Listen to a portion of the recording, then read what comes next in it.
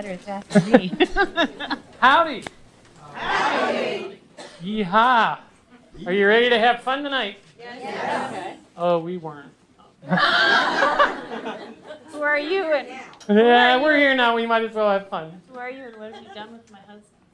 How many of you are here for the first time so I can see? Ah, well, welcome. We're glad you're here. It'll be a surprise.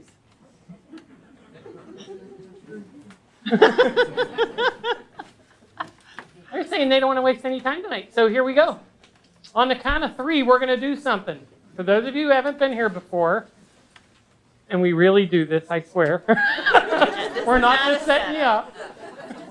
On a count of 3, we're going to do a who-wee.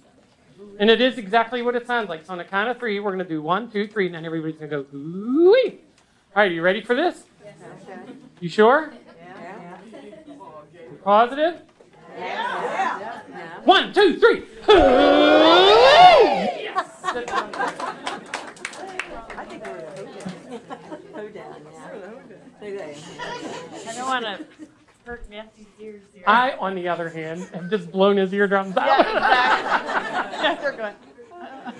I can't hear anything. So, for those of you who haven't done a hui before and have just done one, this is medicine from the angels. It's free. They want us to know the value of a happy exclamation. And you don't need to go to the doctor for that. And you don't need to pay somebody for therapy for that. It's absolutely free.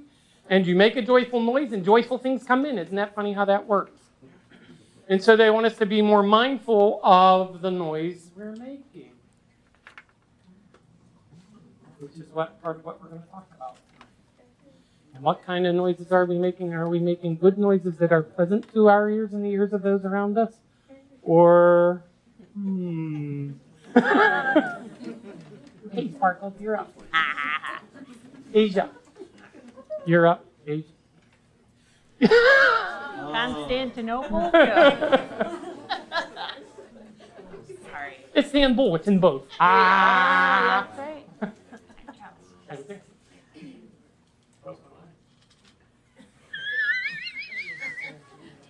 It's going to be like this all night. It's a little wired.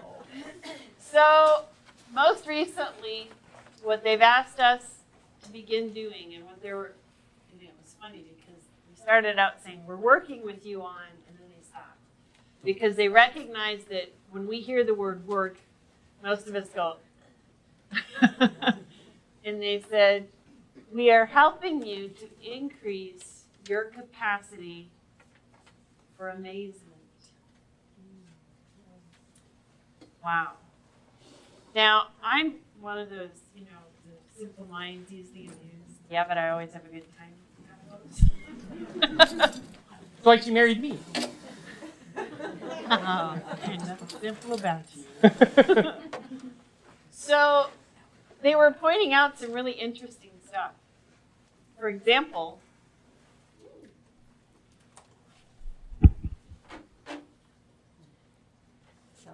we oftentimes look up and go, what the heck? And we have doubts about our own Creator and the grand plan for us and what the heck? And that's how we talk to the other side. Seriously? What the heck?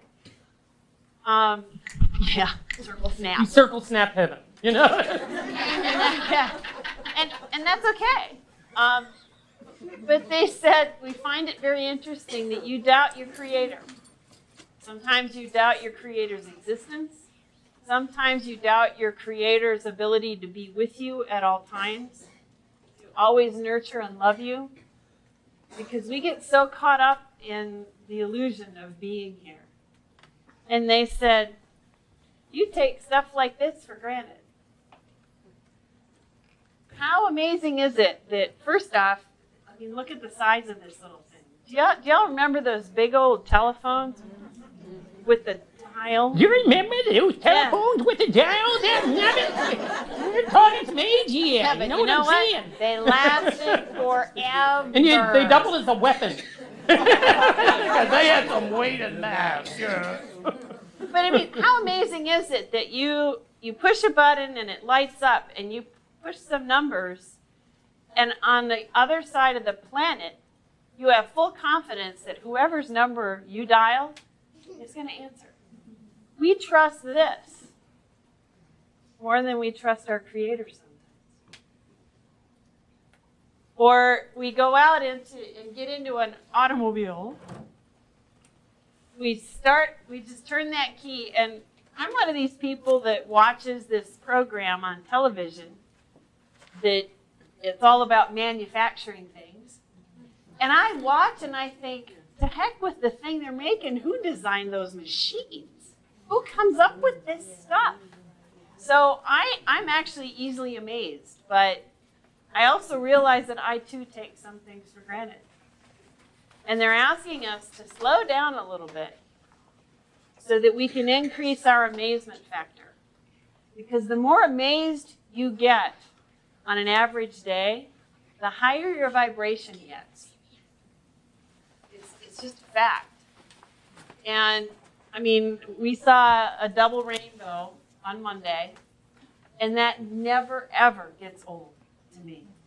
I get like a little kid. Or a beautiful heavy snowfall. I run out in it, and I love to hear it.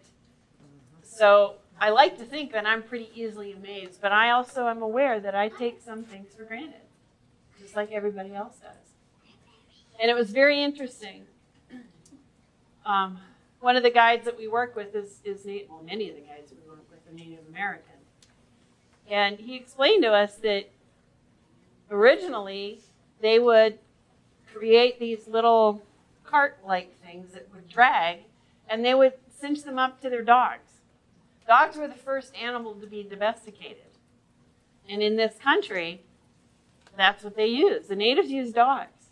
And they would make these little makeshift things to pull behind, and they would load their stuff, and they would move with the seasons, with the game, all of this.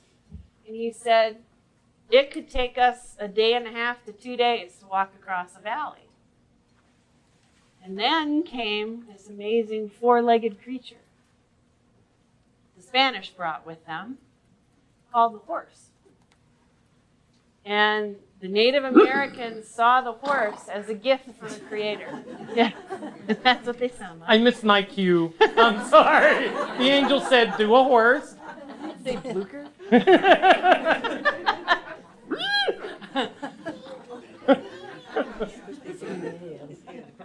He said we were completely amazed because now what would have taken us 1 to 2 days to cross a valley, we could do in half a day's time. And they never forgot that, and they were always incredibly grateful. And he said, now you go out and you get in these contraptions with all this metal and plastic and these 4 wheels, and you get in, and it's never fast enough. There's always someone in your way. And where are you going so fast, by the way? And is it worth driving that fast that you don't experience the journey?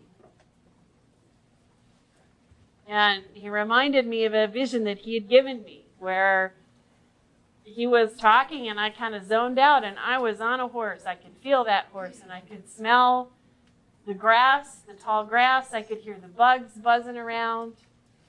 I could hear a hawk, and I saw it. And he said, do you get this in your vehicles? No. No. So sometimes we need to slow down in order for that amazement to be able to get through.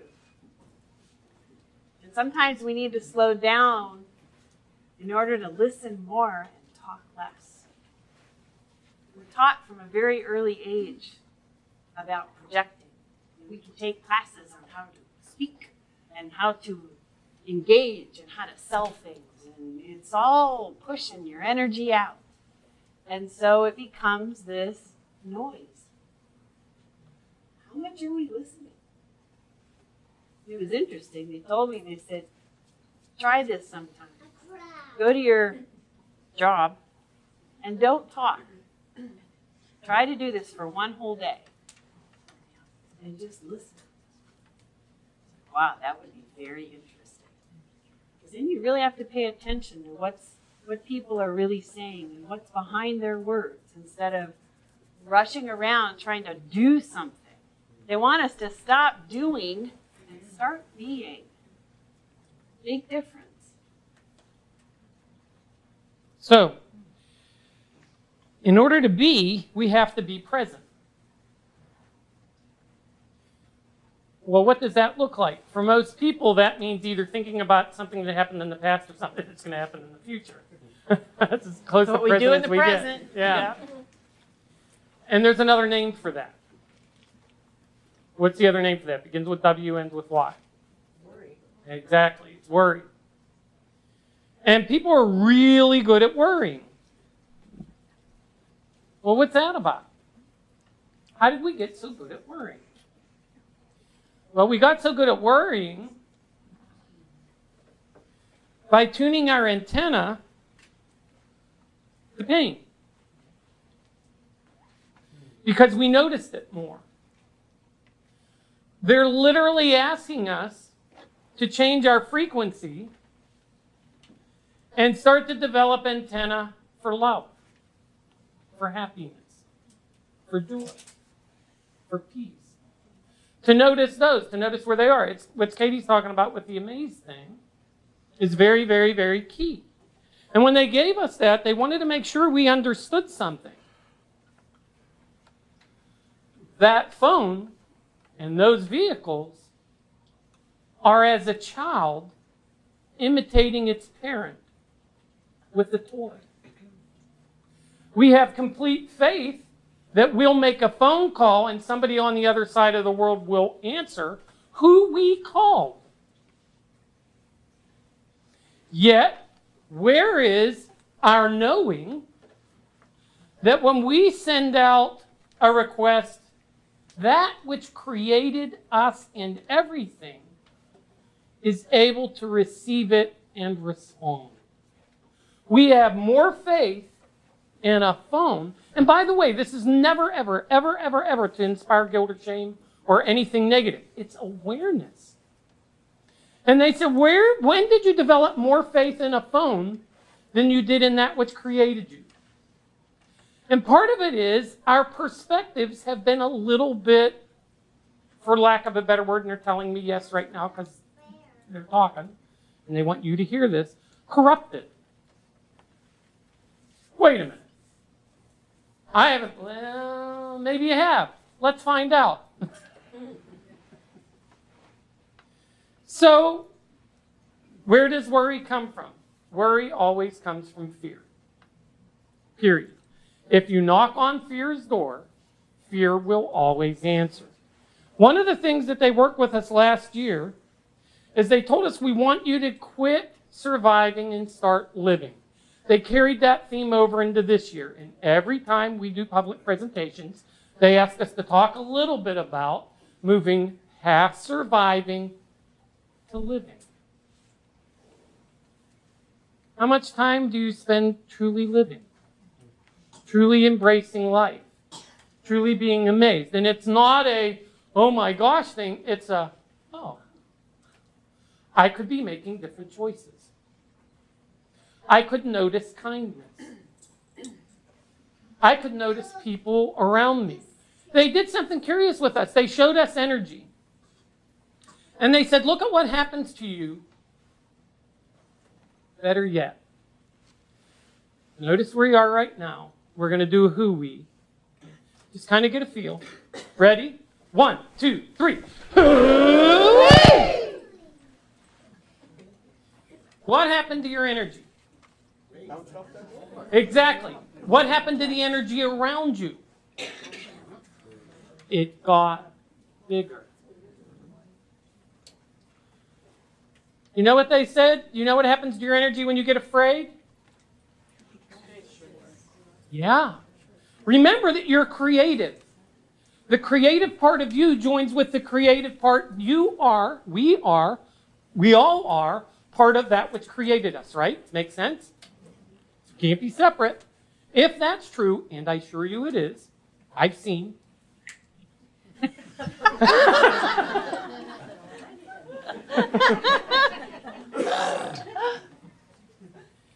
And it's true. What you do with your energy and how your energy applies and where you get your energy from has an infinite source. They said much of our pain comes from our failure to accept things the way they are, forgetting a very, very, very simple rule while we're here. While we're here in this existence, there is birth, there is expression, and there is transition. In all things. All things are in a state of expression while they're here until their expression time is up, and then they go to the next plane, wonderfully. And we get to work with the next plane, and it's quite beautiful. People have remarkable energy. The people who are here that we connect with on a regular basis for people are absolutely doing wonderful. I'll give you an example. First time Katie's dad came through, I was driving down to go home, and he showed up in the car, and I'm going down the highway, and her dad showed up and said, I want to talk to Katie. And I was like, I know who you are. I might have bent a speed limit.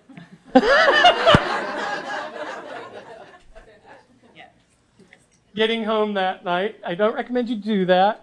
So I got in and I ran and I said, Katie, you got to see this. Your dad is doing something and he wants you to know this. And what he was doing is he was going like this. What is that? When I was about 4, my dad got MS. And over time, now it didn't get him, but he was in a lot of pain. And over time, he gradually began to not be able to do a lot of the things that he used to do. Dance, ski, fly fishing, a lot of this kind of stuff. And so when he told me that my dad was clicking up his heels, then I knew that there really is a heaven. And it's not Iowa. And so, they ask us then, well, what's worry about? Worry is about anticipating the worst and drawing your energy in when you are an expressive being of creation. That's why it feels so uncomfortable. Because your natural expression is to expand. When you're feeling happy, don't you feel bigger? Yeah, energetically. When you feel connected, when you feel in love. Happy.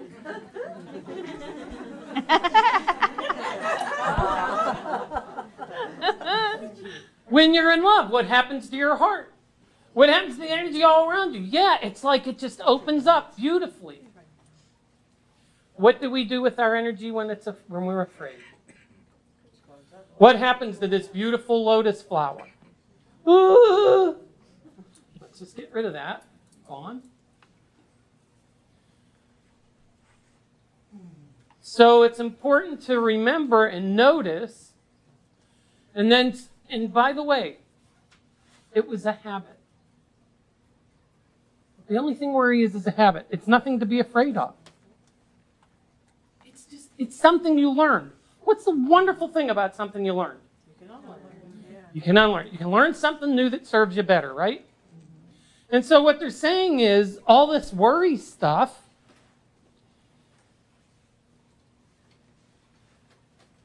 catch yourself. Notice, your body continually sends you feedback for how you're doing. You've gotten used to shutting down the messages of your body. Why? Because you've been knocking on fear's door too long, and your body is telling you, hey, hey, and you learn to ignore it, and we're actually taught to ignore it. And I'm not being mean, and I'm not being critical. I mean, I was a teacher. When did that start? It started when you were taught to sit, and what is it better to be what and not what? Seen and not heard. And what were you taught to do? You're doing it right now. Sit still. Sit in a chair. And how comfortable is that? All day long for a kid. How did you learn? Exactly. How did you learn and how fast did you learn prior to sitting down? How did you learn? Begins with a P, ends with a Y, 4-letter word. Play. You played. How did you learn after you had to do this? Begin with W, ends with K. You betcha. What happened to how fast you learned? What happened to how easy you learned? It's fun to learn when you're connected. People wanted to control you. Sorry. Meh. Because we're easy to deal with. And this isn't anything sinister or anything. It's just how things evolve. It's nothing major. It's nothing to get upset about. It's just an acknowledgement of what happened. And now a simple choice. We can do something different. What would we like to do?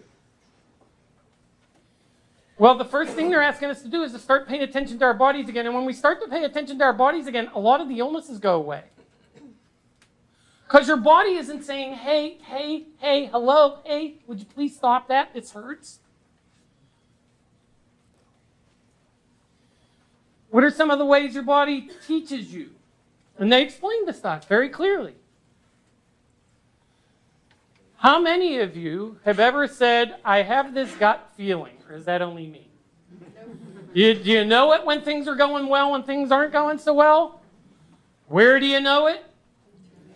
Do you know only recently scientists have figured out that there's a connection between the health of the gut and the health of the brain, and I can't make that up. Look it up. That's like research that's come out in the past 3 years.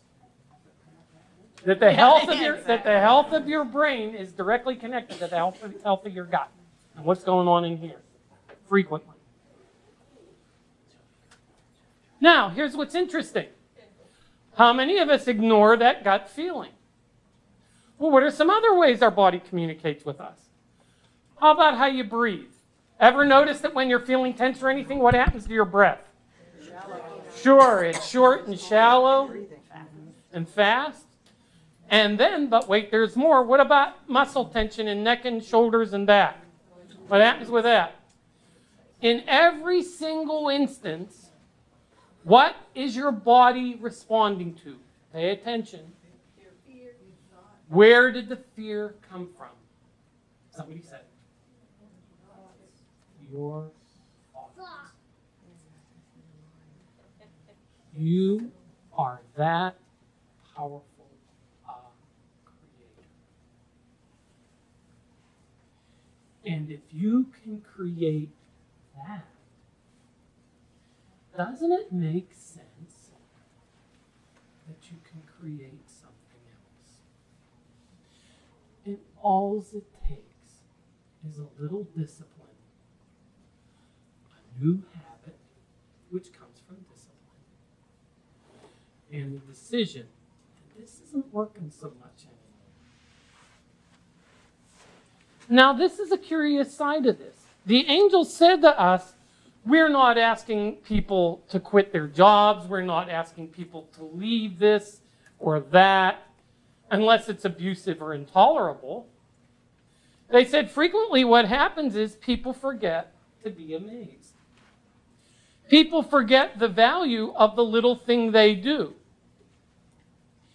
And what they say to us again and again and again is if you are providing a service, you are giving a gift. If there is any level of service in what you're doing, continue it. How you do it makes all the difference in the world. And they gave me an example. If you walked around and your job was to vacuum New Vision's floor, isn't it true that there are, because they told us a long time ago, they said there's essentially 2 ways you respond to everything. Only one of 2 ways. If you want to boil down all the dogmas, life is so simple. You either operate out of love or you operate out of fear. The love stuff makes you feel great, fulfilled, full of life, healthy, so on. The fear stuff, not so much. If our job was to vacuum the rug at New Visions, is it possible that we could be vacuuming the rug thinking, "Snaggle, Wrestle, Rebel. I can do more than this. Why am I doing this? I have a college education, for crying out loud. Why am I vacuuming this right? And can't those people be a little bit more careful? Can you believe this seriously? Not that any of you would ever do that.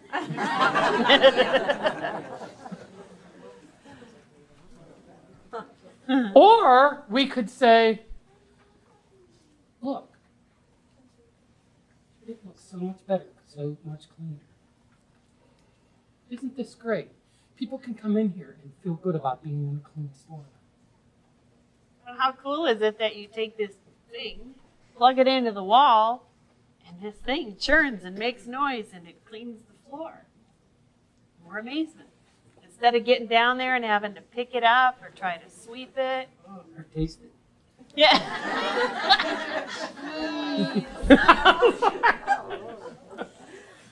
You had to pay good money for this. I want you to know.